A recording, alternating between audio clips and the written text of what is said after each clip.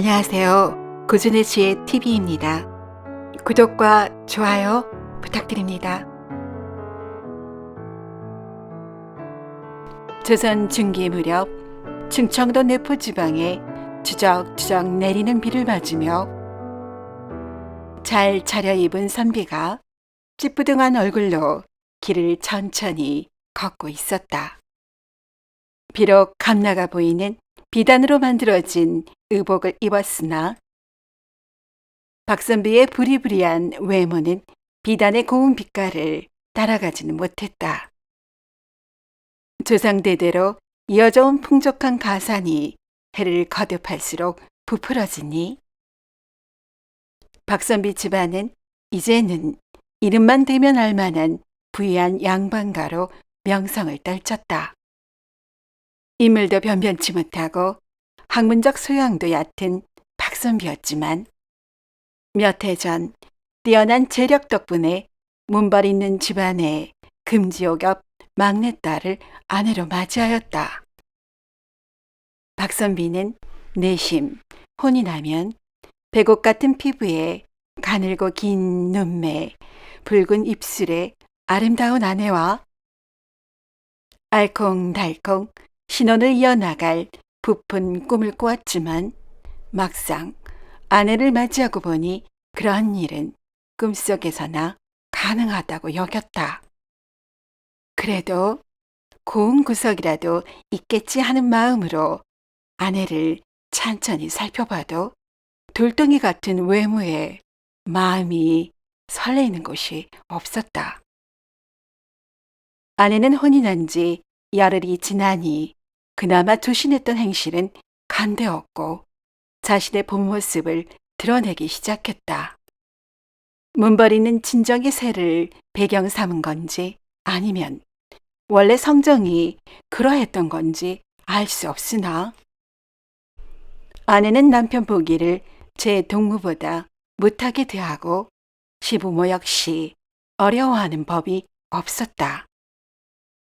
시부모는 좋은 말로 여러 차례 타일러도 보았으나 그때뿐이라 시부모와 남편 박선비는 두 손 두 발을 다 들었다.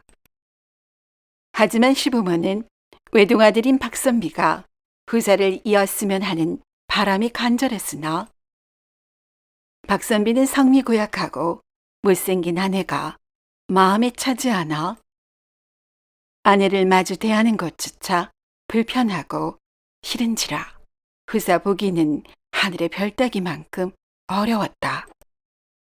그렇다고 성미 고약한 것으로 며느리를 소박내기도 동네 사람들 보는 눈이 있는 데다가 사돈댁이 위세가 대단하니 엄두도 나지 않아 시부모는 이러지도 저러지도 못하고 애만 탈 뿐이었다.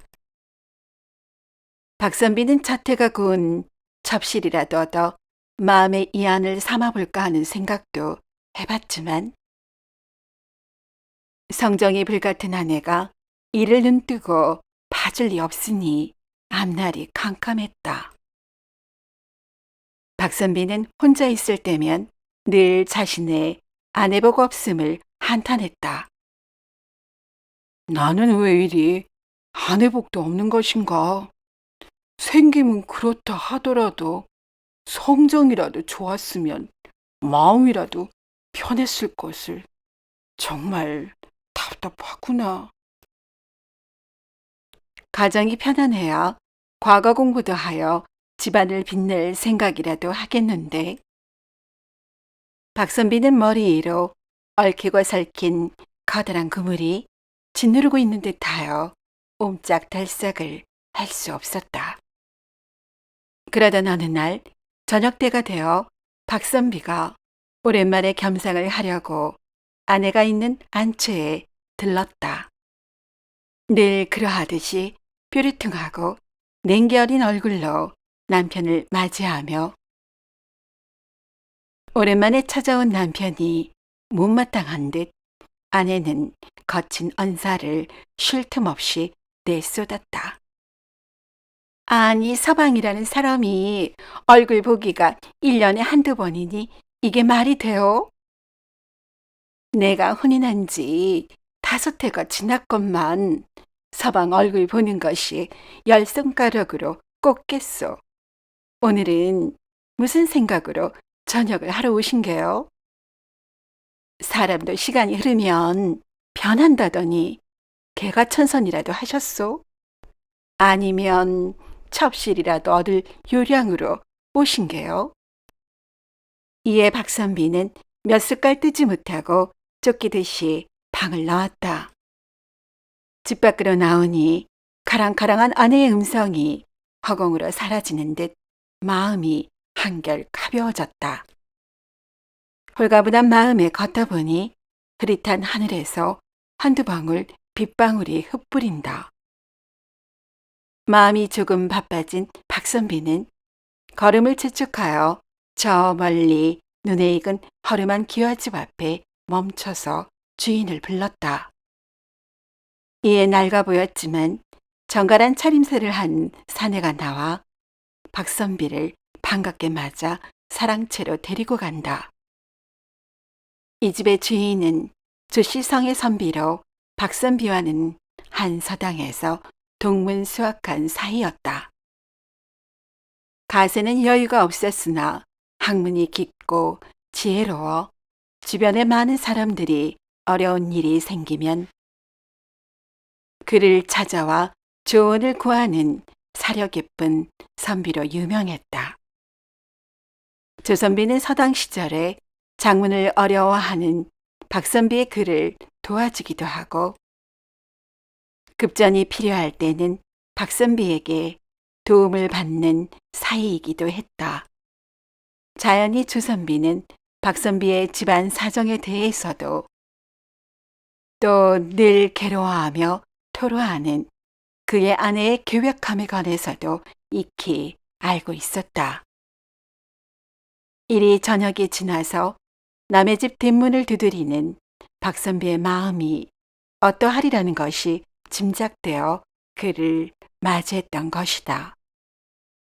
사랑채에 들어서자마자 박선비는 빗방울에 젖은 갓을 벗었다. 망건 옆에 영롱한 호박 간자가 수심에 쌓인 박선비의 얼굴과 참으로 대조되었다. 이어 박선비는 자리에 앉자마자 자신의 처복 없음을 한탄하며 한숨을 길게 내쉬었다. 조선비는 그런 박선비를 위로하며 약주 한 잔으로 속을 달랠 것을 권했다. 없는 살림이지만 얼마 전에 어머니께서 인척 상가에 다녀오며 술 한 병을 얻어왔다는 것이다. 조선비가 안채에 기별한 지 얼마 되지 않아 방문 밖에서 여인의 헛기침 소리가 나자 문을 열고 조선비가 나갔다. 박선비는 열린 문 사이로 조선비가 그의 아내로부터 주안상을 넘겨받는 광경을 보자 속으로 감탄사가 절로 나왔다. 조선비의 아내는 현모 양처로도 마을의 소문이 자자했지만 그녀의 외모가 출중하여 선녀 같다며 많은 사람들의 입에 오르내리고 있었다. 당시에는 뇌를 구분하는 법도가 엄격하여 박선비는 지금까지 조선비의 집을 자주 들렸으나 그의 아내를 보는 것은 오늘이 처음이었던 것이다. 대개 손님이 오면 주안상이야 하인더러 드리도록 했으나 하인이 아파서 움직일 수 없는 상황이 되다 보니 손수 안주인이 주안상을 가져온 것이다. 주안상을 앞에 놓고 박선비는 한참 동안 넋을 놓고 있었다. 자신이 꿈꿔왔던 고운 여인을 실제로 마주대하니 벗의 아내라는 생각은 미처 못하고 놀라워서 멍한 채로 고정되어 있었던 것이다. 조선비가 술을 권하자 비로소 박선비는 현실로 돌아왔다. 박선비는 차려온 수박한 음식을 입에 넣자마자 감탄사가 절로 나왔다. 비록 구운 두부와 김치일망정 그 맛이 일품이라 산의 진미가 부럽지 않았다. 이보게 이 두부를 누가 만들었는가? 정말 맛이 있구먼. 자네 부인의 솜씨인가? 허허, 별말을 다 하네. 내 대접할 것이 변변하지 못한 처지라. 아내가 낮에 만든 두부가 전부라. 미안하네. 귀한 손님에게. 박선비는 연거푸 두부를 입에 넣으며 착잡한 생각이 들었다. 오호, 이런 가난뱅이 조선비에게 웬 복이란 말인가. 고운 아내의 뛰어난 솜씨라니 참으로 부럽구나. 이런저런 생각을 하며 한동안 박선비는 조선비와 대화를 나누다 밤이 깊어지자 박선비는 내키지 않는 발걸음으로 집으로 돌아왔다. 집에 돌아온 박선비는 쉬 잠들 수 없었다. 눈만 감아도 항아와 같은 조선비 아내가 서방님 하며 고운 목소리로 조선비를 부르는 음성이 꼭 자신을 부르는 듯한 착각에 빠져들게 하니 두 눈을 감고 잠든다는 것이 쉽지 않았다. 내 이러다 벌을 받지. 어찌 벗의 아내를 가슴에 품으려 하다니. 갈팡질팡하는 박선비의 마음이 바람에 흔들리는 갈대 같아 똑바로 세울 수가 없었다. 어찌 선비가 이런단 말인가? 신독이라 하여 홀로 있을 때도 마음의 부정함을 경계하라 하였거늘 내가 글을 공부했던 선비이기는 한 것인가? 여러 생각으로 박선비는 뜬 눈으로 밤을 새다시피 하고 날이 밝자 급히 집을 나서 어느 초가집으로 향했다. 그 초가집은 조선비의 집 바로 뒤쪽 구릉에 자리한 어릴 적 유모의 집이었다. 초로의 유모는 식전 대바람부터 대체 박선비가 무슨 영문으로 찾아온 건지 몰라. 의아한 눈빛으로 초췌한 행색의 박선비를 맞이했다. 서방님, 어인 일이시오. 안색이 왜 이리 좋지 않으시오? 어디 아프신게요? 유모의 걱정 어린 인사를 받는 둥 마는 둥 하며 박선비는 유모에게 물 한 사발을 청하고 쌀이 울타리 넘어 조선비 내의 뒷마당을 넘겨다 보았다. 마침 조선비 아내가 아침을 준비하느라 쌀을 씻고 있는 것이 보였다. 박선비는 마른 침을 삼키며 조선비의 아내를 조용히 훔쳐보고 나니 긴 밤 자신을 눌러왔던 무거운 들돌이 내려앉은 듯 가벼운 마음이 들었다. 이윽고 유모가 따뜻한 물 한 사발을 가져오자 정신을 차린 듯 물을 들이킨 후 허탈한 듯 쓴 웃음을 지으며 아, 내가 왜 이리 어리석은 짓을 하는 것인지 나도 모르겠구나. 라는 혼잣말을 하고 다시 집으로 돌아갔다. 박선비는 조선비의 아내를 훔쳐본 그날 이후로 열이 오르고 거동을 못할 정도로 몸져 누웠다. 집안에서는 가장이 누우니 난리가 났다. 의원을 불러 곱불에 좋은 탕약을 먹였으나 이 역시 차도가 없으니 박선비의 부모는 필시 귀신의 장난이라 여겨 무당을 부르기에 이르렀다. 이에 밝은 무당은 기회다 싶어 큰일이라도 난 것처럼 난리를 피우며 굿을 해야 원이 이루어진다고 과장되게 말했다. 이에 박선비 집안에서는 지푸라기라도 잡는 절박한 심정으로 바로 다음 날 마당에서 굿판을 벌였다. 박선비가 자리에 누웠다는 얘기를 전해들은 유모도 걱정되는 마음에 박선비를 살피러 왔다. 서방님, 뭔 일이래요? 이 굿을 마치면 원하는 바가 이루어질 것이니 어서 자리 털고 일어나세요. 이 말에 박선비는 귀가 번쩍 뜨였다. 소원이 이루어진다고? 그게 참말인가? 박선비는 언제 아팠냐는 듯 자리에서 일어나 굿판으로 다가가 무당에게 물었다. 이보게, 이 굿이 끝나면 참말로 내가 원하는 것이 이루어진다는 게지? 지인마님, 여부가 있겠으니까요. 이루어지다 마다요. 몸져 자리에 누워 며칠을 침상에만 누워있던 박선비가 굿판까지 와서 말을 건네는 모습을 보고 영문을 모르는 집안 사람들은 무당이 영험한 데가 있어 굿이 끝나기도 전에 저리 자리를 털고 일어났다고 이구 동성으로 감탄사를 연발했다.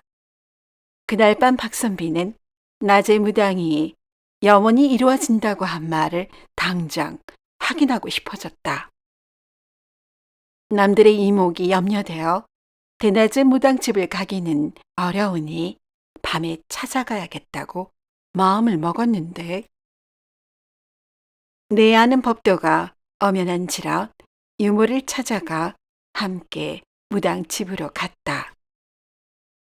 한밤중에 찾아온 박선비를 보자 무당은 깜짝 놀라며 그를 맞아들였다. 주인마님께서 이 오밤중에 이리 누추한 곳에 다짜고짜 박선비가 물었다. 여보게, 낮에 내 염원이 이루어진다는 것이 참말인가? 이 말에 잠시 주저하다가 무당이 답했다. 그러문입시오. 박선비는 황당하다는 듯 못 믿어하며 말했다. 어허, 내 염원이 뭔지는 알고 그러는 겐가? 그야 점을 치면 알 도리가 있습죠. 이리 말하고 무당은 방울을 들어 점을 치더니 화들짝 놀랐다. 아이고 주인마님, 어찌 임자 있는 여인을 품으려 하시다니요. 거참 용하기도 하구나. 박선비는 자신의 무릎을 치며 성사가 될지를 되물었다. 이리 하면 되기는 되겠습니다만 말이 나면 저는 경을 칩니다요. 박선비가 주춤거리는 무당을 꾸짖으며 일이 성사되면 돈 100냥을 주겠다고 구슬렀다. 돈 100냥이라는 말에 무당은 박선비에게 다가가 귀에 대고 들락말락 속삭였다. 박선비는 흡족한 얼굴을 하고 유모는 왠지 모를 염려스러운 표정으로 무당집을 나왔다. 박선비는 한결 가뿐한 걸음으로 집으로 돌아갔다. 그로부터 몇 달의 시간이 흘러 해가 바뀌고 온갖 꽃이 피어나는 봄이었다. 그 봄에는 한 달 뒤에 과거 일정이 잡혀 있었다. 박선비는 조선비를 찾아가 함께 과거 보러 한양으로 가자고 했다.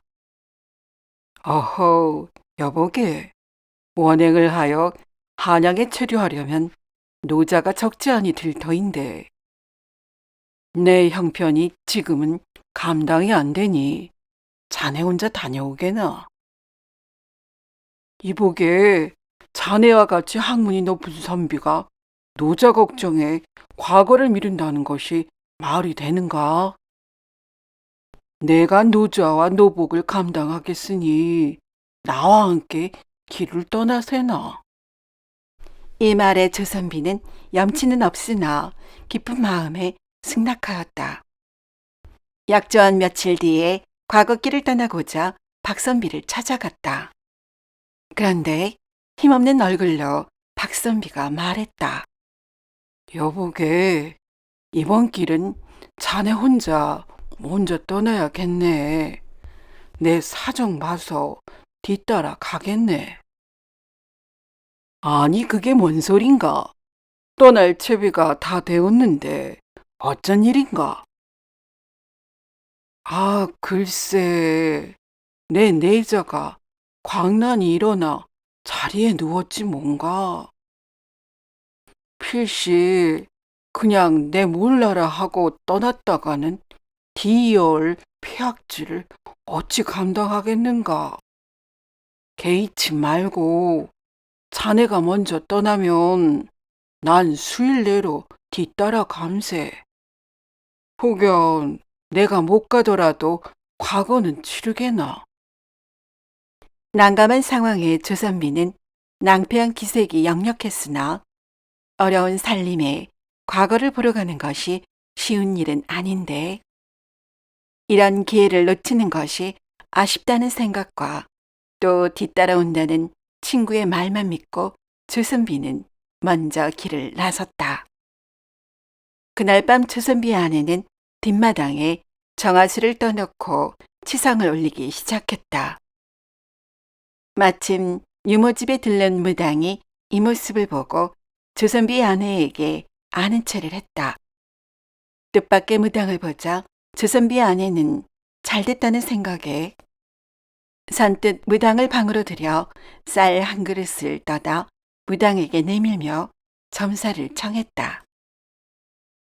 여보게, 마침 잘 되었네. 오늘 우리 서방님께서 과거 길을 떠나셨는데 무사히 도착하실지 또 과거는 어찌 될지 점점 봐주게나. 아씨, 어려운 형편이신 거 알고 있는데 이런 복지는 주지 않으셔도 됩니다요. 그냥 제가 한번 봐드리지요. 무당은 쌀그릇을 사용하면서 정성스레 점을 치는 신용을 했다. 지그시 눈을 감고 한참을 웅얼웅얼거리더니 무당이 말했다. 길하기는 지극히 길하지만 흉하기 또한 지극히 흉합니다요. 이 말에 조선비 아내는 화들짝 놀라 근심스런 얼굴로 자세히 묻자 무당은 담담하게 말을 잇는다. 아씨, 서방님께서 이번 과거에 급제할 수요나 과거를 보기 전에 횡액을 당해 세상을 떠나실 분세입니다요. 망극한 점사에 놀란 조선비 아내는 황망하여 재차 무당에게 묻는다. 아니, 행사를 하시다니 자네가 혹 잘못 본 것은 아닌가? 아닙니다요. 제가 혹시나 해서 두어 차례나 더 본 것입니다요. 그런가? 그렇다면 그 행액을 막을 수는 없겠는가? 제발 알려주게나. 그것이 한 가지 방도가 있긴 한데, 무엇인가, 무엇이든 내 할 터이니 얘기 좀 해보게나. 예, 그것이 아씨께서 한밤중에 성황당에 가셔서 치성을 드리신다면야. 신령님께서 가긍히 여기셔서 회생할 방도가 있지 않겠으니까요. 또 이런 치성을 드리는 일은 남이 알면 부정을 타기 쉬우니 반드시 아씨 혼자 오셔야 합니다요. 만약 아씨께서 오신다면 제수는 제가 미리 준비할 테니 어찌하시겠습니까요? 무당의 말을 들은 주선비 아내는 사대부가의 법도가 엄중한지라 이제껏 한밤중에 혼자 집을 나선 적이 없었으니 순간 고민이 되었다. 그런가? 나 혼자 밤에 집을 나서야 한다고? 잠시 망설이더니, 아, 사방님을 위해서라면 그 정도 법도야. 내 감세. 다음날 밤이 되자 주선비의 아내는 시어머니와 하인들이 모두 잠든 틈을 타 아무도 모르게 조용히 집을 나와 성황당으로 향했다. 성황당으로 들어가니 어느새 무당이 채수를 잘 갖춰 준비해 놓았다. 아니 여보게 이게 다 무언가 이렇게 잘 차려놓다니 내 자네에게 신세를 톡톡히 졌네 그려. 아유 별 말씀을요. 서방님께서 급제하시면 나중에 쇳내를 잊지나 마십시오. 치성이 끝나자 무당은 웃음 띤 얼굴로 제수로 올린 술잔을 주선비 아내에게 건넸다. 아씨, 그래도 죄를 지냈는데 음복은 하셔야지요. 반드시 한 잔을 다 비워야 합니다요. 그래야 치성들인 원이 이루어지지요. 글쎄, 나는 지금껏 술을 한 모금도 입에 댄 적이 없거늘. 원이 이루어진다면 뭔들 못하겠는가. 자네 정성이 고맙네 그려. 이 말을 하고 주선비 아내는 술잔을 기울였다. 난생 처음 술을 마시니 사제의 힘이 빠지며 자기도 모르게 눈꺼풀이 무거워지더니 스르르 잠이 들었다. 그렇게 한참의 시간이 흘렀다. 주선비 아내는 뭔가 자신을 내리누르는 듯한 답답함에 눈을 떴다. 머릿속은 몽롱한 듯 꿈길을 거니는 듯 했다. 주변을 들러보니 칠흑 같은 어둠에 아무것도 보이지가 않았다. 단지 향긋한 분내 같기도 하고 향을 피운 뒤 나는 냄새 같기도 한 것이 코끝을 자극했다. 푹신한 보료 위에 딱딱한 베개를 베고 자신이 누워있는 듯 했다. 분명 이곳은 어느 집 방안이라고 짐작했다. 점차로 정신이 조금씩 명료해지니 주선비의 아내는 순간 상황이 심상치 않음을 느꼈다. 팔에 힘이 들어갔으나 두 손이 결박당하여 마음대로 움직일 수 없음을 알았다. 이게 어찌된 일이란 말인가? 뭔가 함정에 빠진 듯하다는 생각이 들자 더욱 긴장하게 되었고 정신은 더욱 또렷해졌다. 이 상황을 어찌 모면해야 할지 곰곰이 생각하던 중에 스르르 문이 열리며 어떤 낯선 이가 방에 들어와 말하는 것이 아닌가. 부인, 참으로 실례가 많았소이다.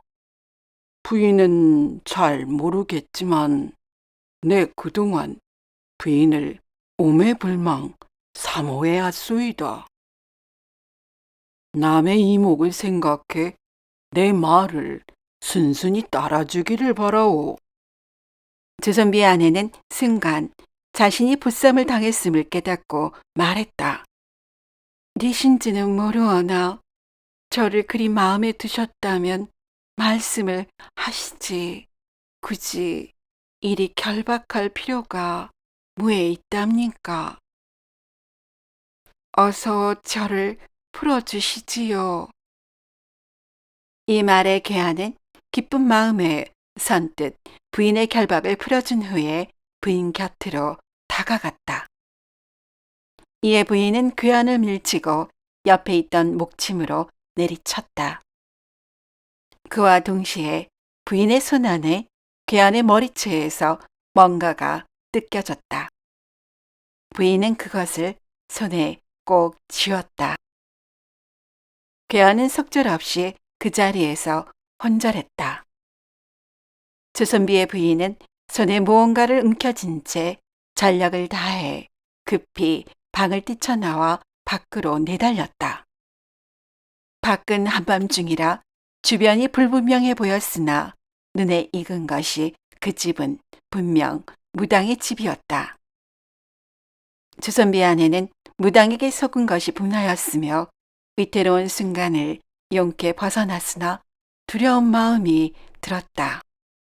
집에 돌아온 주선비 아내는 손에 쥔 것을 펼쳐보았다. 그것은 귀한 호박으로 만든 관자였다. 그 밤의 괴한은 지체있는 양반이었음이 분명했다. 주선비의 부인은 그날 밤의 일은 아무에게도 알리지도 못하고 전전긍긍할 뿐이었다. 시어머니가 이 일을 안다면 수박 맞을 것이 뻔하였고, 그렇다고 혼자서 그 일을 꾸민 자를 찾아낸다는 것도 쉬운 일은 아니라 생각했다. 자신이 할 수 있는 일이라는 게 없다는 사실이 답답하였다. 오로지 남편이 오기만을 손꼽아 기다릴 수밖에 없었다. 부부 금슬이 좋았던 남편이기에 필시 자신의 말을 믿어줄 것이라 생각했다. 하지만 주선비의 아내는 문득 떠오르는 악몽 같은 기억에 숨을 쉴 수가 없었으며 가슴을 쪼이는 듯한 통증으로 인해 생활을 하기가 힘이 들었다. 주선비의 아내는 결국 병석에 눕고 말았다. 그렇게 한 달이 지나고 한참이 흐른 어느 날 주선비가 육아 행렬을 거느리고 집으로 돌아왔다. 온 집안뿐만 아니라 마을 전체가 들썩였다. 가까스로 몸을 일으켜 세운 주선비 아내는 힘없이 남편을 바라보며 환한 미소를 지었다. 남편은 자신이 떠난 뒤로 병석에 홀로 누워 있었을 아내를 생각하니 한없이 아내가 가여웠다. 부인, 어찌 이리 아팠던 게요? 약을 먹어도 효험이 없었다고 어머니께 들었소. 서방님, 장원급제를 축하드려요. 저는 서방님이 꼭 해내실 거라 믿었답니다. 아내가 이리 말하며 눈물을 뚝뚝 떨고 왔다. 남편은 그런 아내가 가여워 꼭 안아주었다. 이에 아내는 눈물을 흘리며 그간의 자초지종을 말하고 호박 관자를 내밀었다. 글쎄, 무당의 어느 양반 파랗고와 복제하고 저를 보쌈하여 저는 억울하고 분할 뿐입니다. 믿어주셔요. 이자를 찾아서 벌을 받게 해주셔요. 주선비는 지난 수년 동안 함께한 아내의 성정을 알기에 아내의 말에 일말의 의심조차 하지 않았다. 그런데 호박 관자를 받아든 주선비는 그 호박 관자가 많이 낯익었다. 평소 친구 박선미가 청나라에서 온 귀한 물건이라며 항시 착용했던 기억이 났다. 이튿날 주선비는 친구 박선비를 찾아갔다. 여보게, 친구. 내 자네의 호의 덕분에 일이 급제를 하여왔는데 들여다보지도 않는 겐가? 박선비는 친구 주선비의 눈을 피하며 말했다. 축하하네. 참으로 경사구먼. 둘 사이에 잠시 침묵이 흘렀다. 차갑고 슬픔 어린 눈으로 박선비를 쳐다보며 주선비가 손을 내밀었다. 손바닥 위에 호박 관자를 보고 박선비가 화들짝 놀라며 말했다. 어이쿠, 내 참으로 잘못했네.